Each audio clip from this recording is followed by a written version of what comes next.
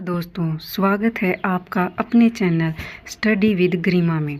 आज हम जीव विज्ञान के कुछ महत्वपूर्ण क्वेश्चंस को डिस्कस करने वाले हैं। तो आइए शुरुआत करते हैं, जिसमें हमारा पहला प्रश्न है,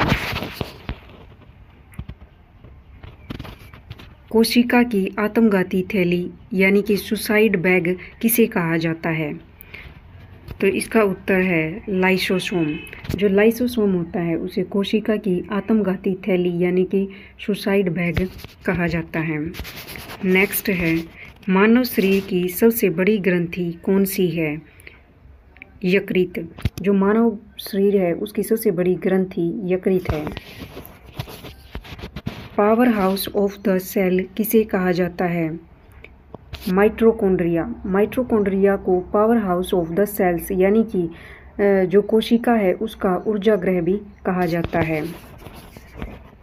रक्त का थक्का बनाने में कौन सा विटामिन सहायक है?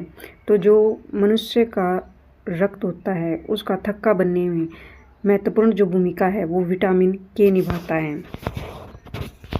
मनुष्य के हृदय में कितने कोष्ठक होते हैं?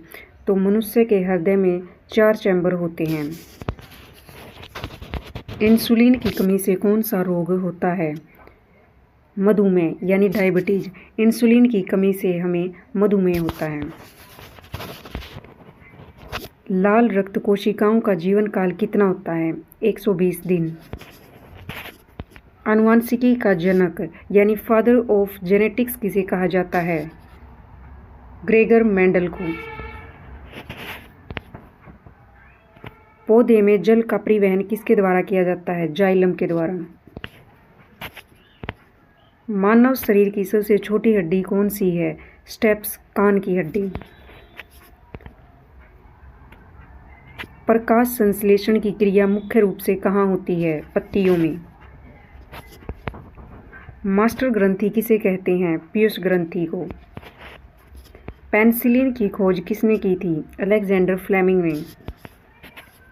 रक्त का पीएच कितना होता है? 7.4। कौन सा रक्त समूह सर्वदाता कहलाता है? ओ। घेंघा रोग किसकी कमी से होता है? आयोडीन। मानव शरीर में कुल कितनी हड्डियां होती हैं? 206। डीएनए की द्विकुंठित संरचना किसने दी थी?